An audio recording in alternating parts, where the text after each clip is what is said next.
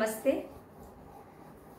In this series talks of 3 sessions, I'll take up 3 topics: Law of Karma from the book Ancient Wisdom, Karma Yoga from Bhagavad Gita, and Karma as our duties in daily life.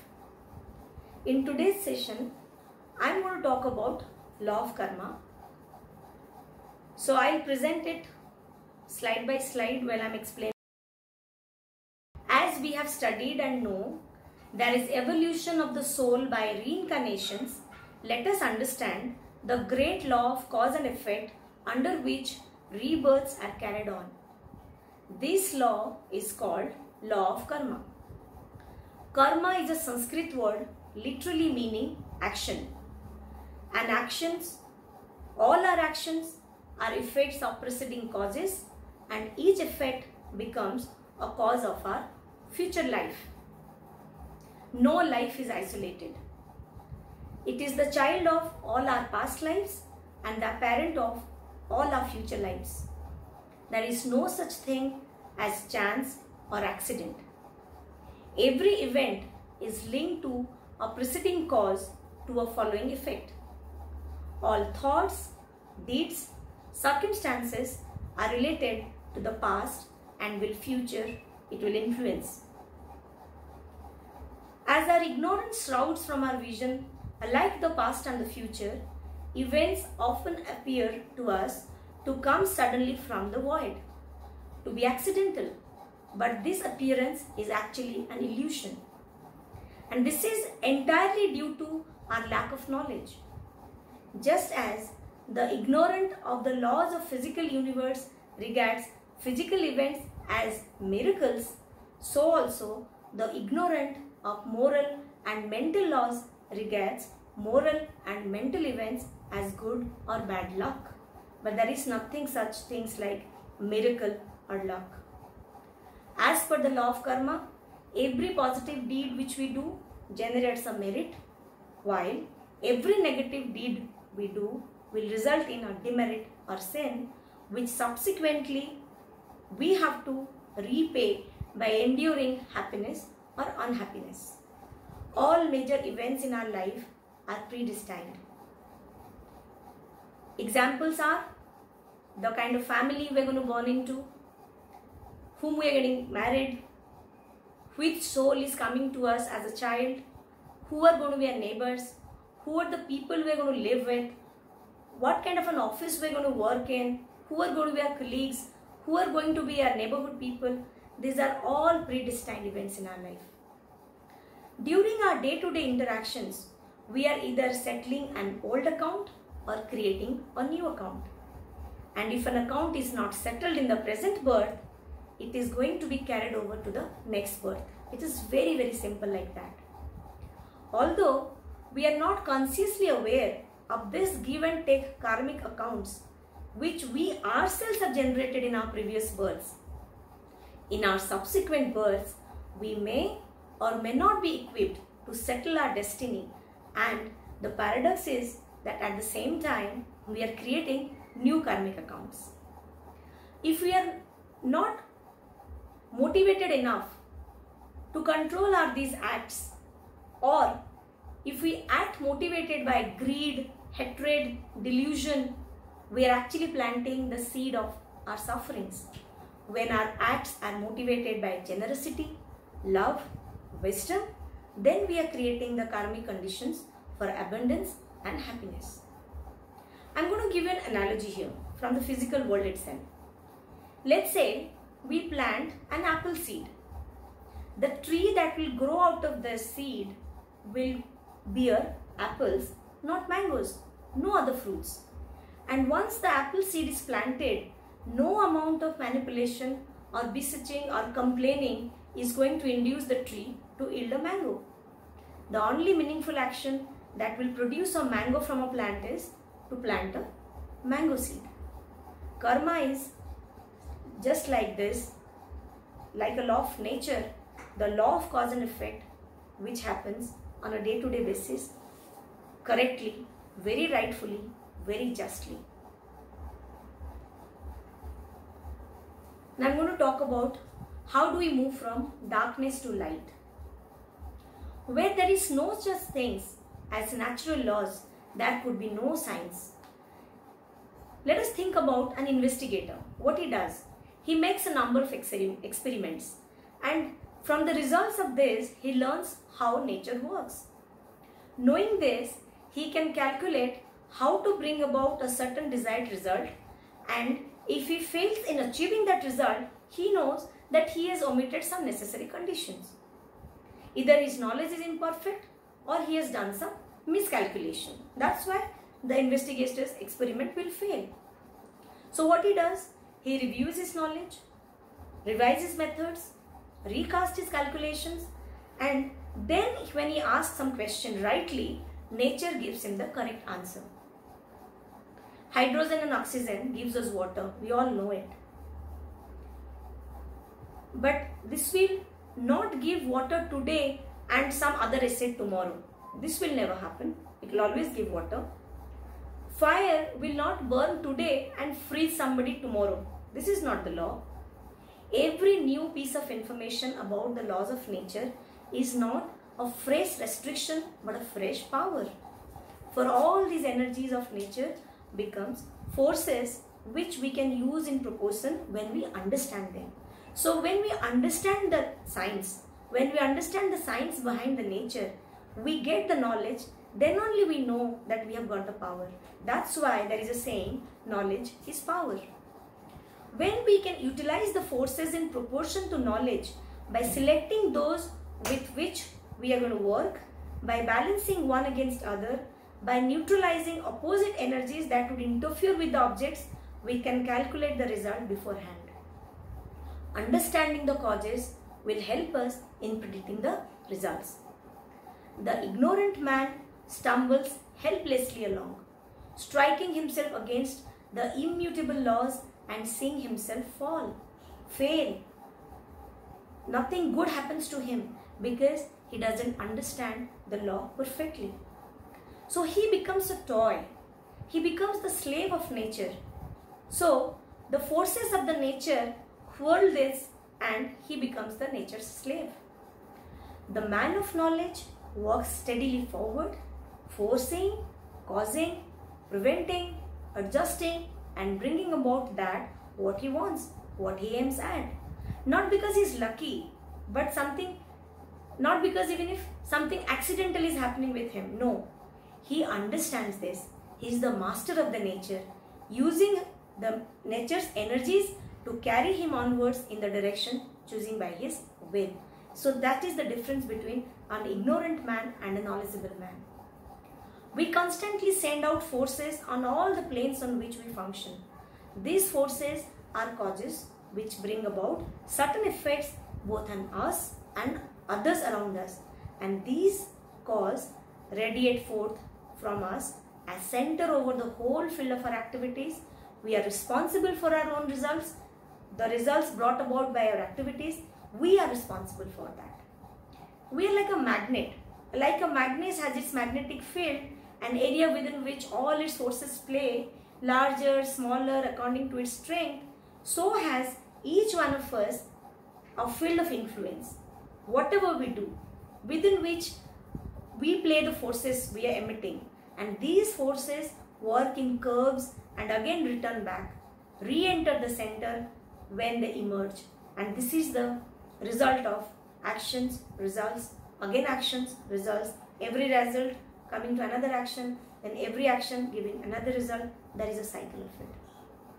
So how these energies working? So I'm going to show you 3 types of energies here. So there are 3 types of energies are sent forth by man in his ordinary life: the mental energy, the desire energy, the physical energy. Mental energies are on the mental plane and they give rise to thoughts.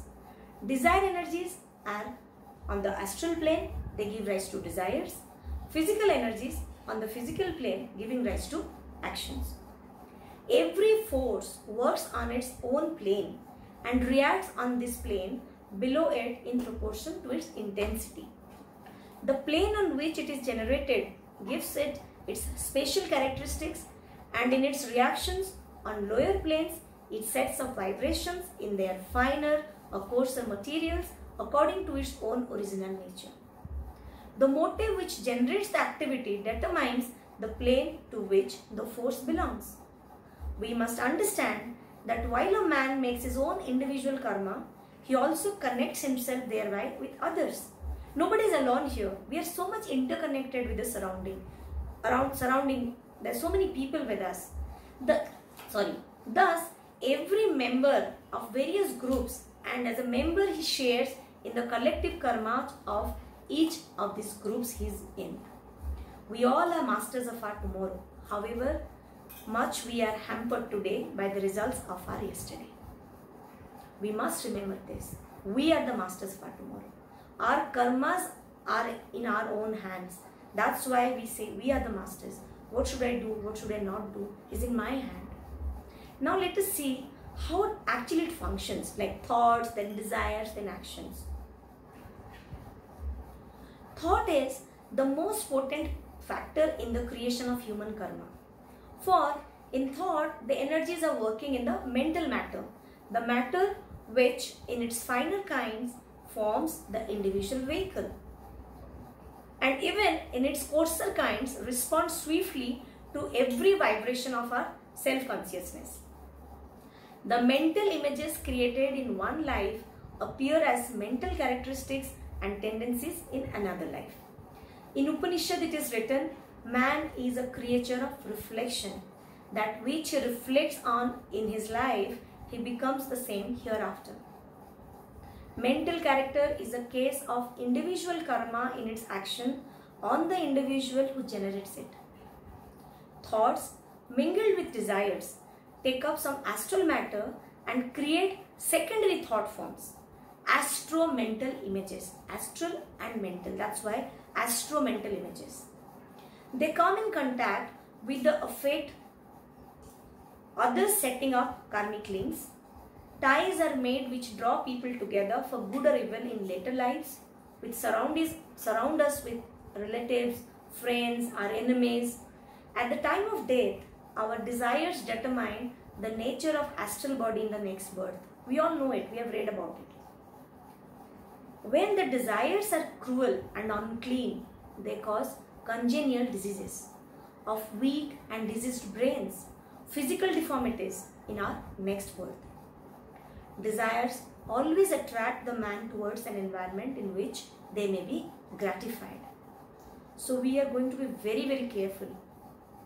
That is why it is said that man is born according to his desires. The favorable or unfavorable nature of the physical surroundings into which we are born depends on the effect of our previous actions in spreading happiness or unhappiness among other people. That's why you see people are very different. Some people are very sad, some people are very sparklingly happy, joyous. Some people are always, thoughtful, into a lot of mental tension. Some people are, free-minded. So all is because our own desires, our own past actions have given us this birth, given us these surroundings, given us this life. So we have given us actually this. Even force, every force works on its own plane. If a man sows happiness for others on the physical plane, he will reap conditions favorable to happiness for himself on that plane. Motive is far more important than our action. Whatever we do, we have been told by our seniors, like it is not your actions, it is your motive that will decide. So motives are very, very important. A mistaken action done with good motive is productive than a well chosen action but with a bad motive. So let us be careful. Let us understand the motive behind of our each action. When we start observing what we are doing, why am I doing it? What is the purpose of doing it? That will tell us what is my motive. If it is a selfish motive, it is selfless service. If it is kind of a greed, if it is no for charity I am doing it, whatever, our motive will decide that. Now when we do all this karma, let us also know about bit of collective karma, ripe karma. These are the connotation, these are the nomenclature we have been growing up with our literature. So let us look at it once more. I'm going to talk about ripe karma and collective karma here. Out of all karma of the past, there is a certain amount which can be adjusted within the limits of a single life. There are some kinds of karma that are so incongruous that they could not be worked out in a single physical body, but would require very different types of body for their expression. There are liabilities contracted towards other souls, and all these souls will not be in incarnation at the same time. Like I have got to repay something to somebody, but that somebody probably is not reincarnated in this life. That means I'm going to wait for him or her in another life. It's so simple. There is karma that must be worked out in some particular nation or particular social position, while the same man has other karma that needs an entirely different environment. I'm in India today. I have got some karma to be worked out. But let's say I have got some karma to be worked out as a French citizen or as an American citizen. So that will be another worth. It sounds very peculiar, but that is it.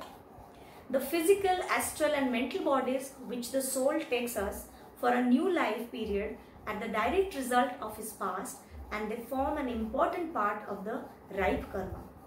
One should cheerfully accept this and diligently work at their improvement, as he cannot escape from them. Yes, truly, we cannot escape from our karma, from the results of our karma actually. So it's better we accept what happens with us. Good, bad, no degree, no definition. Let us just accept it. We know that when a number of forces play on a point, the motion of the point is not in the direction of any one of these forces, but in the direction which is the result of their combination.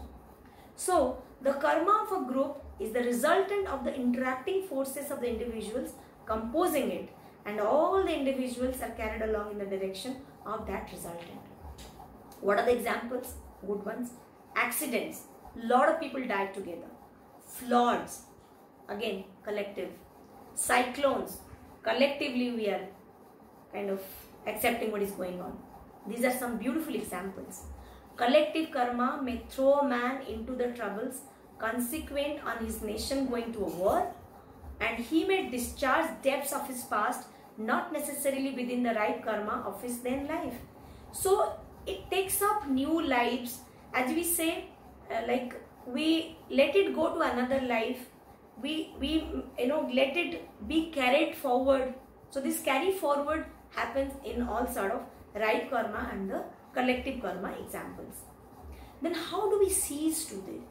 Cease means stopping. What is the cessation of karma? Stoppage. Where is it? Where is the stoppage of this? Action is prompted by desire. We pretty well know this. I do something out of a desire only. An act is done not for the sake of doing the act, but for the sake of obtaining by the act something that is desired, of acquiring its results, or as it is technically called, of enjoying its fruit. Men around us on every side are laboring for something. People are laboring hard, working literally hard. Spur to their activity lies in the fruit it brings them and not in the labor. Desire for the fruit of action moves them to activity, and enjoyment of that fruit rewards their expectations or exertions. Desire is the binding element in karma. Everything we do has some sort of desire that is binding me. And when the soul no longer desires any object, his tie to the wheel of reincarnation is broken. Action itself has no power to hold the soul, but the ever renewed desire for fruit constantly spurs the soul into fresh activities, and thus new chains are continually being forged. When a man starts practicing renunciation of the fruits of action. So earlier we talked about motive.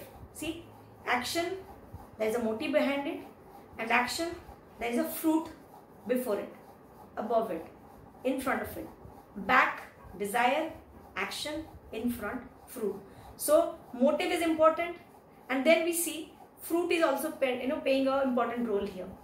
So when we do away with the fruit and we are conscious about the motive, our actions are basically getting beautiful, are getting less dependent on results. It's pure action then. He gradually eradicates in himself the wish to possess any object. He at first voluntarily and deliberately denies himself the object and thus habituates himself to do contentedly without it. After a time, he no longer misses it and he finds the desire for it disappearing from his mind. So it is a series of things happening. At this stage, he is very careful not to neglect any work which is duty because he has become indifferent to the result it brings to him. And now he has started training himself in discharging every duty with earnest attention while remaining entirely indifferent to the fruits it brings forth. This is the man's journey of action to fruits or no fruits. Desire, no desire. When he attains perfection in this and neither desires nor dislikes any object, he ceases to generate karma. Then there is no karma regenerating. When one gets the right knowledge of reincarnation and karma, he regards his troubles as the results of his own past, his own mistakes and his ill doings. He accepts them and makes the best of them and thus escapes from the worry and anxiety. He realizes that his future lives depend on his own exertions and that the law which brings him pain will bring him joy just as inevitably he sows the seed of good. The restless discontent which arises chiefly from the impatient and hopeless feeling that life is unintelligible, unjust, unmanageable, these are going to be replaced by the quiet strength, patience, silence that come from within and which come from an illumined intellect and knowledge of the law. So when we know the law of karma, when we all know that this is binding us, so we would like to release ourselves from the bondage of karma only by knowing. So when we know, we grow from ignorance to knowledge. I'm going to tell you a story from the Jain literature here. It is one of the most popular stories used to exemplify the significance of karma. There are a lot of stories actually from mythology. From our daily lives also we see a lot of stories about law of karma, results of karmas. So this Jain story tells us, there lived a Vasudeva. He was basically the ruler of the 3 great territories like Krishna in Hindu mythology. His name was Tripushta. He delved into all pleasures of senses. He had talented musicians in his court who would serve him, entertain him whenever instructed. Once, he ordered the musician to play a melody in his chamber and ceased playing it once he went to sleep. The musician, however, was so engrossed in the delightful tunes to such an extent that he didn't realize that Tripushta Vasudeva has already slept. Soon, the music disturbed the sleepy king and he woke up. He cursed. He was very angry. He was infuriated by the non-compliance of just a simple instruction, and therefore he ordered his men to pour molten metal into the musician's ears. A few births later, not a few days or years, a few births later, Tripushta was born with a different name. He was a knowledgeable man, became an ascetic who seldom spoke and dedicated his time to penance. Once he was meditating when a shepherd asked him to take care of his livestock since he had to rush away urgently. However, being engrossed in his inner self, because he was kind of meditating that time, he didn't realize that the shepherd had given him a task. So he did not hear the shepherd. When the shepherd returned, he found his cattle was missing. He was angry. He was angry that he did not listen to him. The shepherd drilled nails into the ascetic ears. While he was meditating, the shepherd drilled nails into his ears. The ascetic was none other than Lord Mahavir, the 24th Tirthankara in the Jain lineage.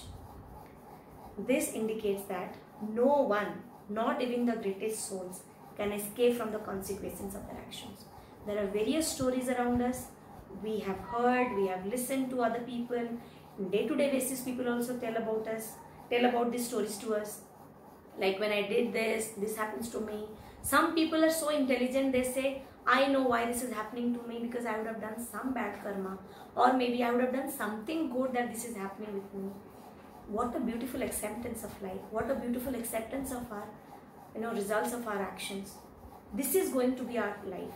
This is going to be our perfect life when you go by law of karma. When we abide by law of karma, we treat this law of karma as the very nature or the very essence of our life. We cannot do away with it. The only way to accept karma is to accept it wholeheartedly, face it cheerfully, whatever is happening with us, because law of karma is not just going to change because I'm going to pray, please do good for me, please do mercy to me. No, mercy is not going to happen. I am going to accept it because definitely face the results of my own karmas. This is applicable to all of us. So this is what I wanted to talk about law of karma, because I thought these topics are so sensible, that are so practical. By studying it and just by knowing it, it will not work. We have to live it in our life. We have to literally live each law of nature in our life. And I think I should stop the talk here. Next week I'm going to talk about Karma Yoga from Bhagavad Gita. Again, I will try to talk about Karma Yoga, how it tells karma as a yoga in our life, how karma as a yoga to be practiced. And this is how I will take up these upcoming 2 more sessions. Thank you for giving me this opportunity to explain whatever I absorbed from this book, Ancient Wisdom. And we can always discuss about it. I think we have good time to discuss. Let us discuss about it. Thank you. Namaste.